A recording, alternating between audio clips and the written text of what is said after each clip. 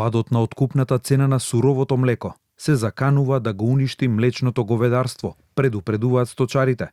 Последниот потек на млекарниците, со кој ги намале откупните цени на суровото млеко за дополнителни 2 денари, е сериозен удар за сточарите, кои за една година се соочуваат со пад на откупната цена на млекото од близу 10 денари, иако по маркетите цените на млекото се во постојан пораст.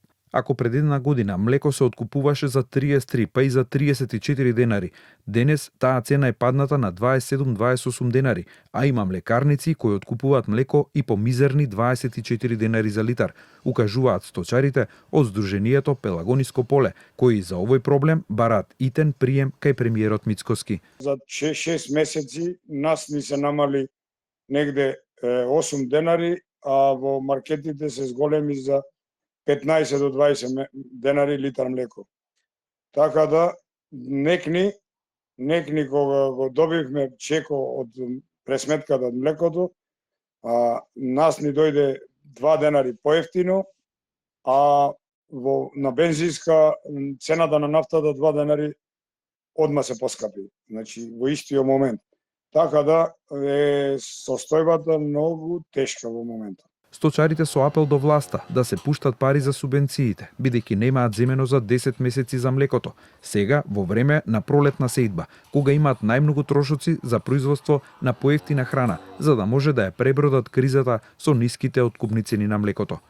Од Националната земјоделска мрежа застанаа за ова барање на сточарите со укажување дека мора подитно да се донесе минимална откупна цена, која ќе ја пресмета науката, под која државата нема да дозволи млекарниците да ги манипулираат сточарите, нешто слично како што се прави за грозјето.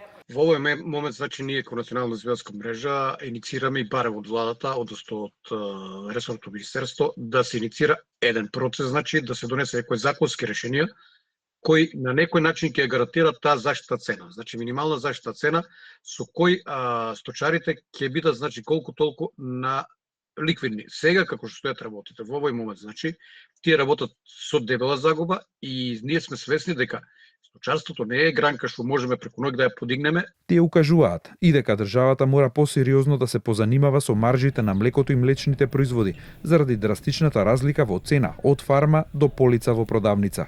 Дека сточарите сериозно ја губат битката за својот опстанок, немилосрдно го отсликуваат официјалните податоци.